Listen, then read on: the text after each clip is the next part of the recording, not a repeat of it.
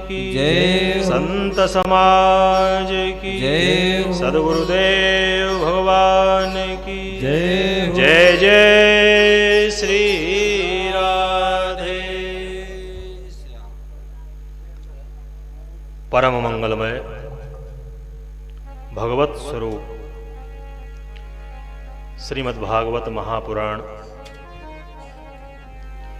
आज की इस पावन तिथि से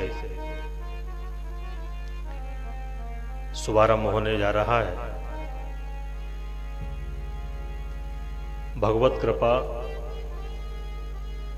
और भक्तों के मन में भगवान की पावन कथा को सुनने की लालसा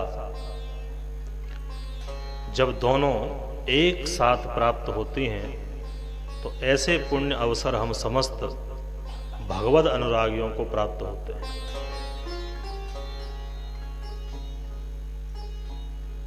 प्रभु की कृपा का अनुग्रह का अनुभव करते हुए हम सबको अपने सौभाग्य की सराहना करनी चाहिए कि ये देव दुर्लभ भगवान की पावन कीर्ति कौमुदी भगवान के सुंदर चरित्रों से समलंकृत श्रीमद् भागवत कथा की सरिता भगवती भागीरथी के पावन पुलिन पर कानपुर की इस पवित्र धरा पर भगवान श्री रामभद्र जी के पावन चरणों में बैठकर श्रवण करने का अवसर मिल रहा है। विशेष रूप से इस कथा का इस कारण से और भी ज्यादा मान बढ़ जाता है कि एक तो भगवती लोक पावनी गंगा यहां से प्रवाहित हो रही है और दूसरा जिस स्थान पर हम बैठे हैं विराजमान हैं वो स्थान 100 वर्ष से भी पुराना है। ऐसी पावन भूमि पर जहां अर्चकों ने साधकों ने उपासकों ने विविध प्रकार से भगवान की उपासना की उनकी कृपा के पात्र बने वही पुनः पावन अवसर हम सबको इस मार्ग शीर्ष के उत्तम समय में प्राप्त हो रहा है। तो बड़े ही भाव के साथ निष्ठा के साथ और प्रीति के साथ हमसे तो किसी प्रकार का कोई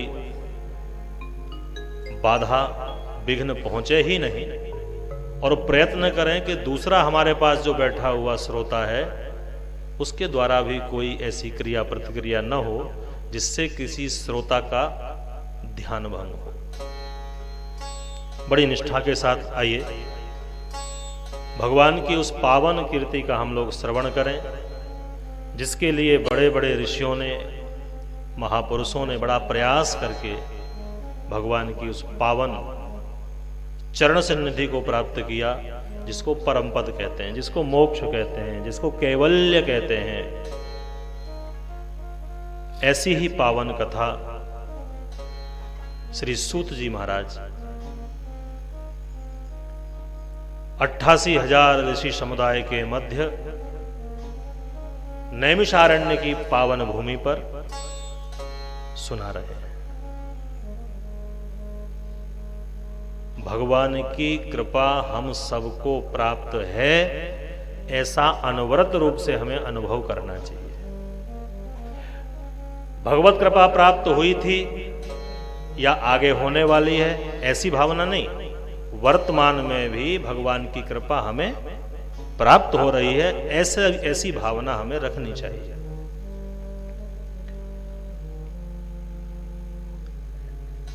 दो यात्राएं होती हैं, एक है जीवन यात्रा और एक है जीव यात्रा। ध्यान से सुने, हम और आप जो जीवन जी रहे हैं इसकी अवधि निश्चित है।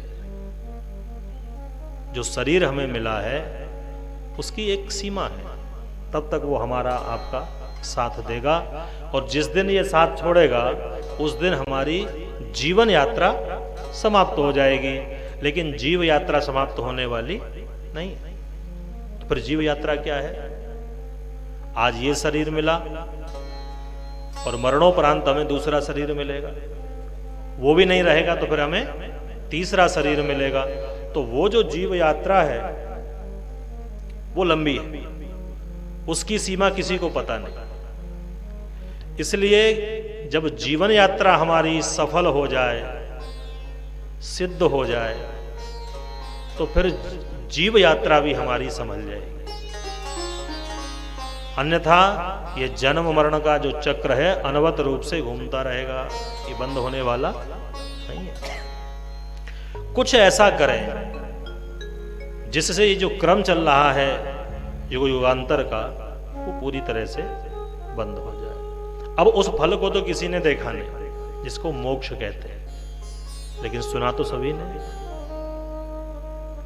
बहुत आवश्यक नहीं है कि जिस फल की हम कामना करें वो फल इन नयनों से, इन चक्षुओं से देखा जा सके। विश्वास देखने की चीज नहीं है, विश्वास करने की चीज है। अच्छा, एक बड़ी विचित्रता है हमारे समाज में, जिन भगवान के लिए आदि काल से हमारे ऋषियों ने बार बार कहा कि वो परब्रह्म परमात्मा कण कण में विद्यमान है, तो आज भी हम ये कहते चूकते नहीं है, भगवान है तो दिखता क्यों नहीं।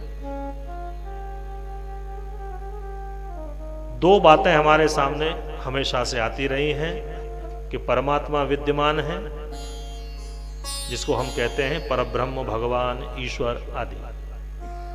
एक शक्ति और है जिसकी सत्ता को हम सब स्वीकार करते हैं, लेकिन देखा किसी ने नहीं। और जिसने देखा हो तो वो खड़ा हो जाए, बता दे, अवगत करा दे समाज को। वो है भूत। किसी ने भूत देखा, लेकिन डर सबको लगता है कहीं भूत न पकड़ ले।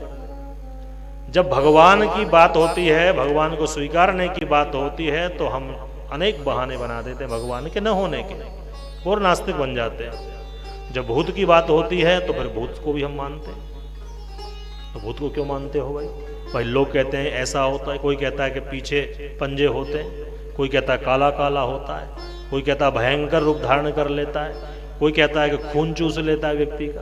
अनेक भ्रांतियां हैं, लेकिन मन में तो आता है भूत नाम की कोई चीज तो है। उसी प्रकार से जब भूत की सत्ता को हम स्वीकार करते हैं, प्रेत की सत्ता को स्वीकार करते हैं, तो जो भगवत सत्ता है वो भी है। कोई कृति है तो उसका कर्ता भी होना सुनिश्चित है।